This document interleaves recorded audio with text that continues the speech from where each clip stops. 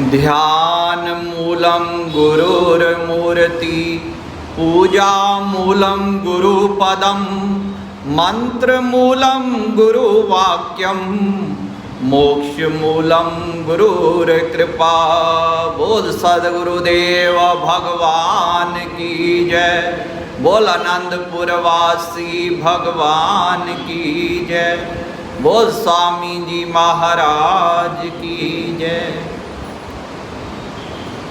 आज हम सब सेवक अपने प्राण प्रीतम हृदय सम्राट पंचम पातशाही भगवान जी के चरणों में श्रद्धांजलि देने के लिए एकत्र हुए हैं।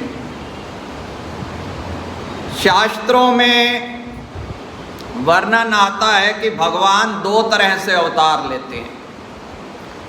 एक तो निमित्त अवतार, दूसरा नित्य अवतार। निमित्त अवतार जैसे भगवान श्री राम, भगवान श्री कृष्ण किसी निमित्त के कारण रावण, कुंभकर्ण, क्रमशः कंस, दुर्योधन आदि असुरों के उद्धार के लिए जगत में आए, अनेक लीलाएं की। भगवान ने स्वयं फरमाया है, यदा यदा ही धर्मस्य ग्लानि भवति भारत, अभ्युत्थानम् अधर्मस्य तदात्मानं सृजाम्यहम्, परित्राणाय साधूनां विनाशाय च दुष्कृतां, धर्म संस्थापनार्थे संभवामि युगे युगे। जब अधर्म बढ़ जाता है, पाप बढ़ जाता है, तो भगवान हर युग में धरती पर साधु पुरुषों को सुख देने के लिए, धर्म की स्थापना के लिए अवतार लेते हैं। और दूसरे जो नित्य अवतार हैं, भगवान संत महापुरुषों के रूप में प्रकट होकर, जैसे गुरु नानक देव जी महाराज जी, कबीर साहब जी महाराज जी और श्री परमहंस अवतार के रूप में धरती पर आए और अनेक प्रकार की लीलाएं करके हम जीवों को भक्ति पथ पर लगाया। महापुरुष फरमाते हैं, जन्म मरण दो में नाई, जन पर उपकारी आए, जिया दान दे भक्ति लायण, हर सो लैण मिलाए। कि वो अजन्मा ईश्वर जन्म लेके आता है, वो निराकार ब्रह्म साकार रूप धारण करके आता है। किस लिए? कि अपने भक्तों को, मालिक से बिछड़ी रूहों को फिर मालिक से मिलाने के लिए, भक्ति का दान देने के लिए। ऐसे ही हमारे पंचम पातशाही भगवान जी ने अनेक लीलाएं करके, अनेक तरह से जैसी रूहें आई उनको उसी तरीके से भक्ति में लगाया। जब दूसरा विश्व युद्ध हो रहा था तो एक सैनिक घायल हो गया और उसकी याददाश्त चली गई। युद्ध समाप्ति के बाद जब सबकी संभाल हो रही थी, मनोवैज्ञानिकों ने सलाह दी कि अगर ये अपने गांव में जाए जहाँ का रहने वाला है, कदाचित इसकी याददाश्त वापस आ जाए। तो बड़े अधिकारी ने 2 बंदे साथ कर दिए कि ये उस इलाके का लगता है, वहाँ पर जितने भी स्टेशन हैं उस इलाके के, वहाँ पर ले जाओ, इनको दिखाओ, शायद याददाश्त आ जाए। आप गए वो इंग्लैंड के अंदर उस इलाके में अपना स्टेशनों पर उसको उतारते, साइन बोर्ड दिखाते, पूछते भाई कुछ याद आया, वो अपना चुप। सारी कोशिशें फेल हो गई, बड़े थक गए, वो निराश। जब थक हार के अंतिम स्टेशन पर पहुंचे, वो कुदरती उसी का गांव था। उसने साइन बोर्ड देखा, उसे कुछ कुछ याद आ गई। उसने कहा ये नगर तो कुछ देखा हुआ है। अब उनको उम्मीद जागी, जो साथ आए थे। उस गांव के अंदर प्रवेश किया, पूछा भाई ये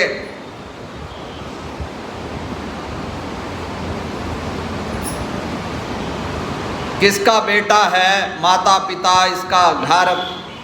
तो वहाँ खोजबीन करते करते उसके पिता भी अपने घर के बाहर बैठे थे, वो दौड़ के आए और गले से लगा लिया। ऐसे ही इस उदाहरण के अनुसार ही सतगुरु अनेक यत्न करते हैं कि भाई ये जीव जो है अपने परम पिता को भूल चुका है, अपने असली घर को भूल चुका है। ये यहाँ पर झूठे रिश्तों में, ये मेरा बेटा है, ये मेरी माँ है, उनके अंदर ऐसे उलझा हुआ है, अपने असली संबंध को जो शाश्वत है उसको भूल जाता है। तो सतगुरु अनेक प्रकार की लीलाएं करते हैं, किसी तरह इसको याद आ जाए। कई साइन बोर्ड दिखाते हैं, जैसे भगवान कृष्ण ने अर्जुन को कई बोर्ड दिखाए, सांख्य के द्वारा, निष्काम कर्म के द्वारा, ज्ञान उपदेश। पर अर्जुन कहता मुझे कुछ याद नहीं आ रहा। भगवान कहते हैं कुछ याद कर, तेरे मेरे कई संबंध हुए हैं कई जन्मों से, तू मेरा अंश है। जब अर्जुन ने हाथ खड़े कर दिए तो अर्जुन ने जब कहा भगवान मैं ये मोह ममता नहीं छोड़ सकता, तो भगवान ने कहा तू एक काम कर, और कुछ नहीं कर सकता, निष्काम कर्म योग नहीं होता, सांख्य योग में तेरी रुचि नहीं जागती, तो तू ऐसे कर मेरी शरण में आ जा, सारे कर्म धर्म छोड़ दे, शरणागति ले ले और बोल श्री परमहंस शरणम गच्छामि, श्री परमहंस शरणम गच्छामि, श्री परमहंस शरणम गच्छामि। अब अर्जुन सारे जब आश्रय छोड़ के भगवान की शरण में पड़ जाता है तो भगवान उसका बेड़ा पार कर देते हैं। इसी प्रकार जो सतगुरु की शरण में आ जाता है तो वो सतगुरु उसको परमात्मा के साथ मिला देते हैं।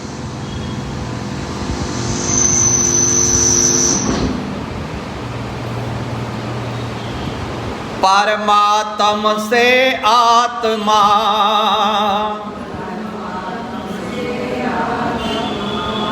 जुदा रहा बहुकाल, सुंदर मेला कर दिया, जब सतगुरु मिले दयाल।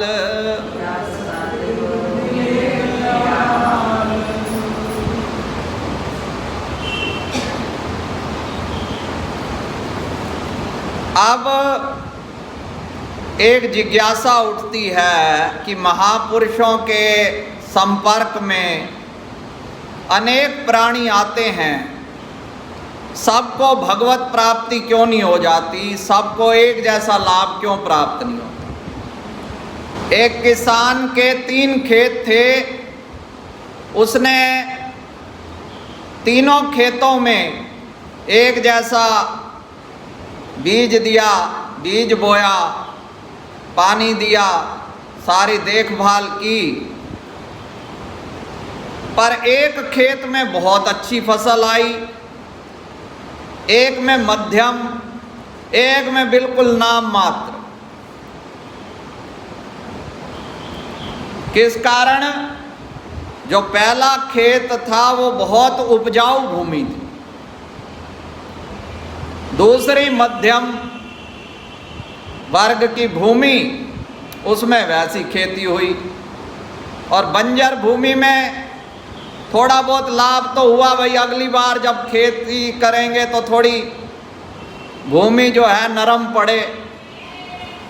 तो ऐसे ही एक तो वो होते हैं जो केवल भक्ति के उद्देश्य से श्री गुरु महाराज जी की शरण में जाते हैं, दूसरे वो होते हैं कि भक्ति तो ठीक है, साथ साथ में दुनियादारी वो भी कर्तव्य पालन करते रहे। तो गुरु महाराज जी तो दयालु हैं, जो भी आता है गुरु जी की कृपा सब पर भारी, जो समझे वो है अधिकारी। वो उनको भक्ति भी देते हैं और संसारी रूप से भी उनकी रक्षा करते हैं।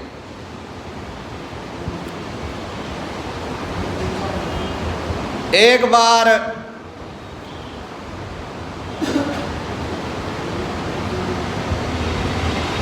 प्राण प्रीतम पंचम पातशाही भगवान जी ने बेंगलोर आश्रम पर कृपा की, विवेक धाम।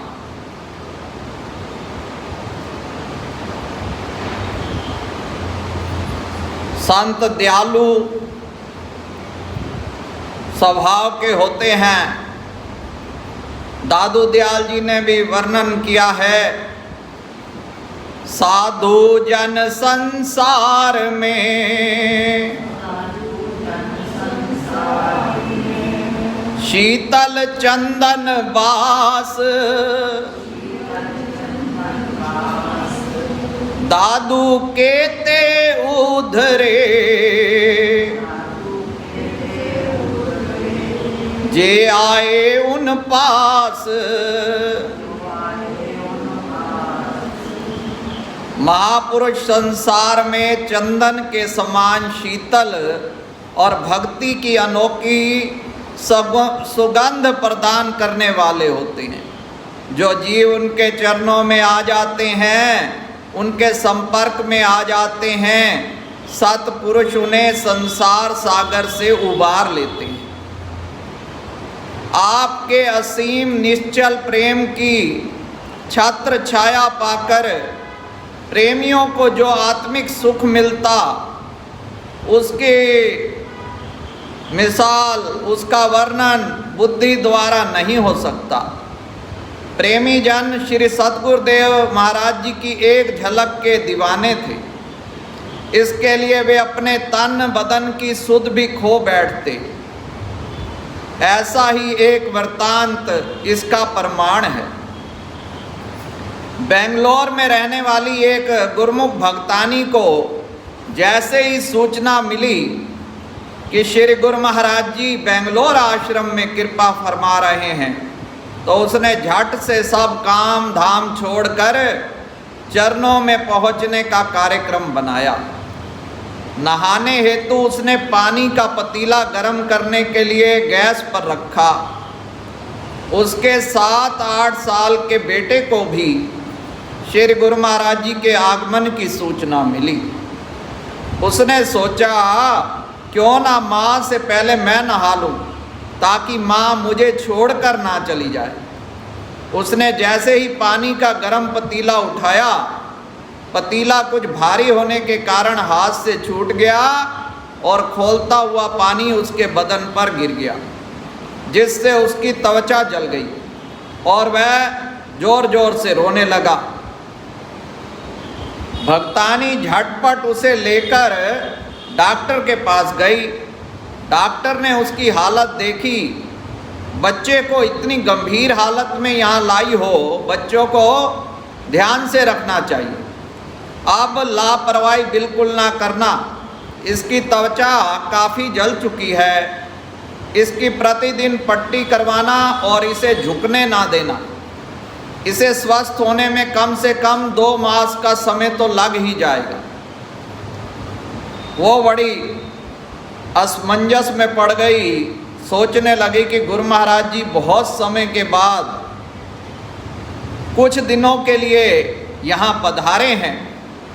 उनके दिव्य मनोहारी श्री दर्शन किए बिना तो आत्मा को चैन ना मिलेगा। उसने मन ही मन उनका पावन ध्यान अपने चरणों में धारण किया और प्रार्थना करने लगी। फिर वह एकाएक उठी और बच्चे को अपने संग लेकर आश्रम की ओर चल दी। प्रभु जी वहाँ कुछ सेवा कार्य करवा रहे थे। उसने श्री दर्शन किए और बच्चे को एक तरफ बिठाकर सेवा में जुट गई। सब सेवक श्री आज्ञा से बगीचे की सफाई करने लगे। आप सारे आश्रम का चक्कर लगा रहे थे। आपकी दृष्टि कोने में बैठे हुए उस बालक पर पड़ी। आपने उसे आवाज लगाकर फरमाया कि तुम यहाँ बैठकर क्या कर रहे हो? चलो तुम भी बगीचे में चलकर घास उखाड़ने की सेवा करो। श्री आज्ञा पाकर बच्चा उठकर खड़ा हो गया और बगीचे में लगी घास को झुककर उखाड़ने लगा। जैसे ही उसकी माता की दृष्टि उसके ऊपर पड़ी तो वो हैरान, डर गई कि डॉक्टर ने तो झुकने से बिल्कुल मना किया था, यह झुककर घास निकाल रहा है। उसने संकेत से उसे समझाने की कोशिश भी की, लेकिन वह बालक सेवा में लगा। 1-2 दिन के पश्चात जब भगवान जी श्री अनंतपुर कृपा कर गए तो वह बच्चे को पुनः डॉक्टर के पास ले गई और सोचने लगे कि आज तो डॉक्टर बड़ा ही नाराज होगा। किंतु यह क्या, जब डॉक्टर ने पट्टी हटाई तो यह देखकर हैरान हो गया कि जो घाव 2 महीने तक ठीक नहीं हो सकता था वो मात्र 1 दिन में कैसे ठीक हो गया और त्वचा बिल्कुल साफ हो गई।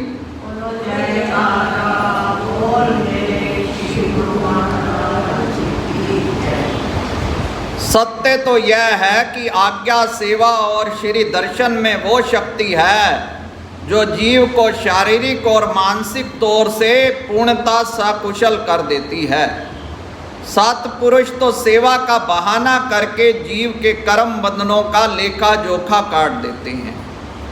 उसके कष्ट क्लेशों को हर कर सच्चा सुख प्रदान कर देते हैं। भक्तानी की अटूट आस्था से उसे दर्शनों से कृतार्थ किया और उसके बेटे की भी सारी पीड़ा हरकर उसे स्वस्थ कर दिया। ऐसे दयालु कृपालु होते हैं महापुरुष। साध संग क्षीण एक को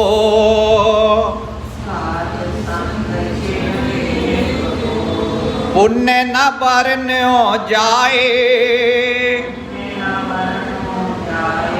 रति उपजे हरि नाम सू, सब ही पाप बिलाए। महापुरुषों की संगति और समीपता की एक घड़ी का पुण्य भी वर्णन अतीत है। उनके दर्शन मात्र से जीव के समस्त पाप दुख कष्ट स्वतः ही दूर हो जाते हैं और हृदय में प्रभु नाम की प्रीत बढ़ती है, लगन लग जाती है। ऐसे ही हमारे चतुर्थ पातशाही भगवान जी के जीवन चरित्र में भी वर्णन आता है।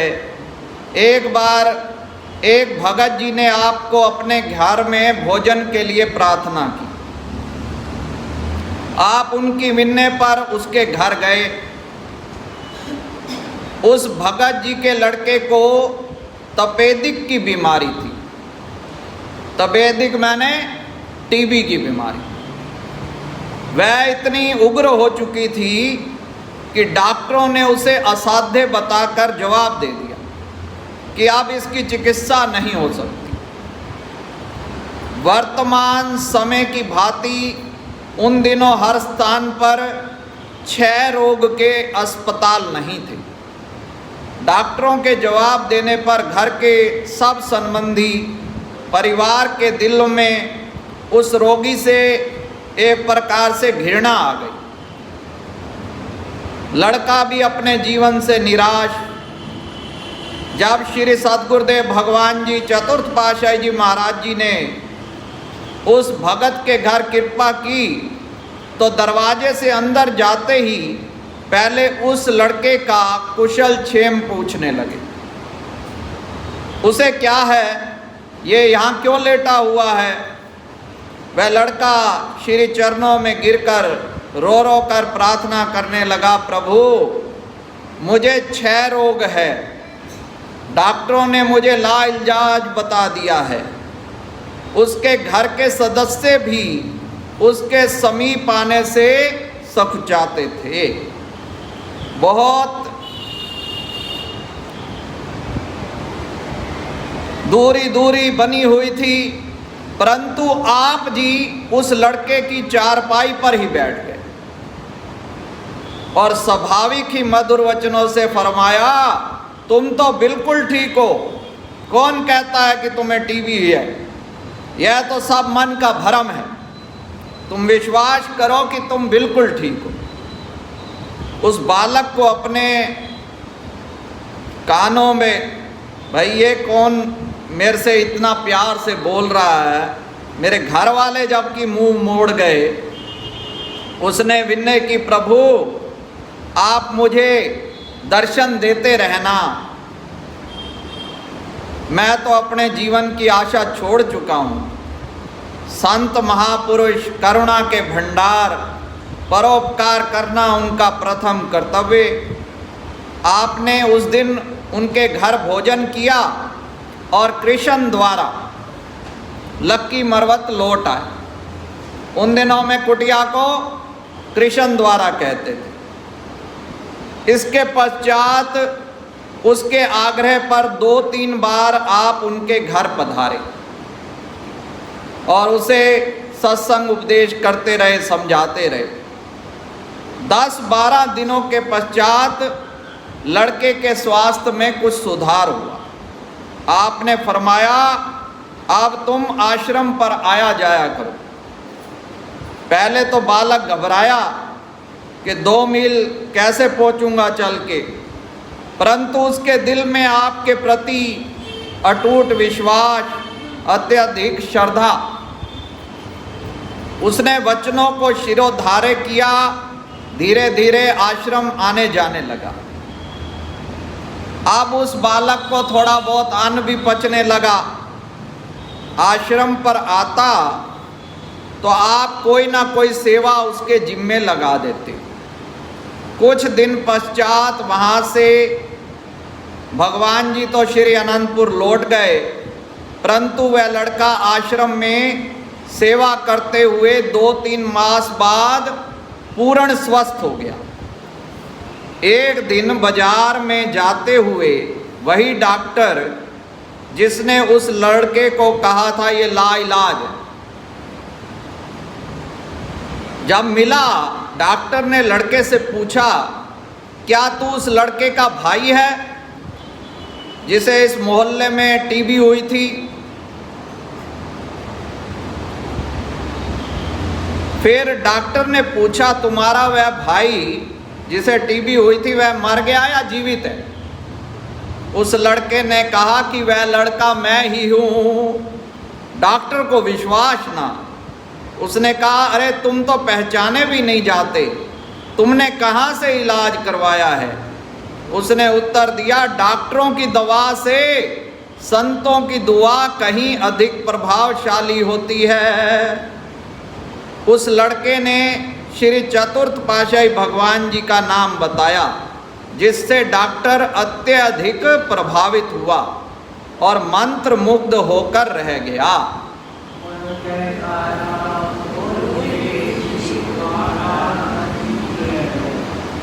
जो काम दवा से हो ना सके,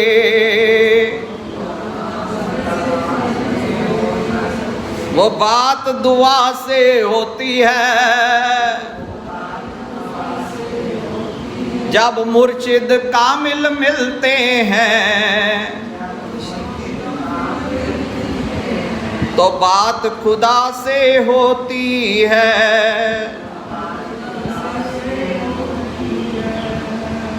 पर यह है कि सेवा करे, नाम जपे, तो पूरी किस तरह से लगन होनी चाहिए। अब सारे कहते हैं नाम तो हम भी जपते हैं, जिससे बात करो कहते हैं। परसों व्हाट्सएप ग्रुप में श्री गुरु नानक देव महाराज जी के जीवन की बात आई, बहुत ही दिल को छू लिया कि गुरु नानक देव महाराज जी रात के तीसरे पहर में भजन सिमरन में बैठ जाते थे। एक बार ऐसे गुरु महाराज जी बैठे हुए थे, उनकी माता जी ने धीरे से दस्तक दी और कहा बेटा अब थोड़ी देर के लिए सो जाओ, तुमने पूरी रात भजन किया है, थोड़ा सा आराम भी कर लो। गुरु साहब जी चुप हो गए। तभी रात के अंधेरे में एक पपीहे ने जोर से पुकारा, पीहू पीहू। गुरु महाराज जी ने कहा सुनो माँ, ये पपिया अभी भी चुप नहीं हुआ, अपने प्यारे को लगातार पुकार रहा है, तो मैं कैसे चुप हो जाऊं।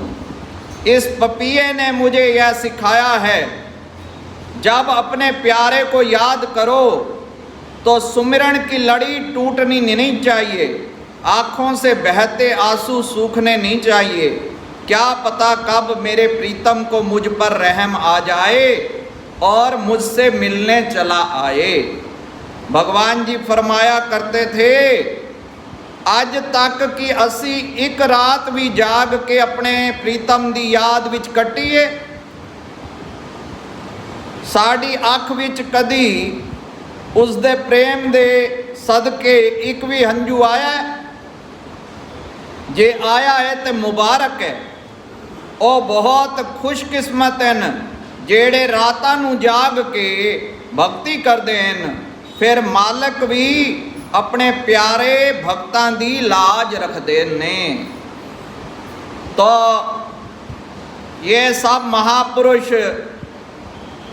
जीव का कल्याण चाहते हैं। संसारी माता पिता इस संसार में जीव की भलाई सोच सकते हैं, पर श्री गुरु महाराज जी पंचम पातशाही भगवान जी महाराज जी ने जो हम पर उपकार किए, उन्होंने यहाँ पे भी अपने सेवकों के दुख दर्द क्लेश दूर किए और हमें भक्ति की राह दिखाकर ऐसा सच्चा मार्ग दिखाया। तो श्री चरणों में बार बार दंडवत प्रणाम अर्पित करता हूँ और यही बेनती करता हूँ भगवान जी कि ऐसी कृपा हो, आपके बताए मार्ग पर जीवन भर चलते रहें, ताकि हमारा लोक सुखी हो और परलोक सुहेला हो। बोलो जयकारा बोल मेरे श्री गुरु महाराज की जय।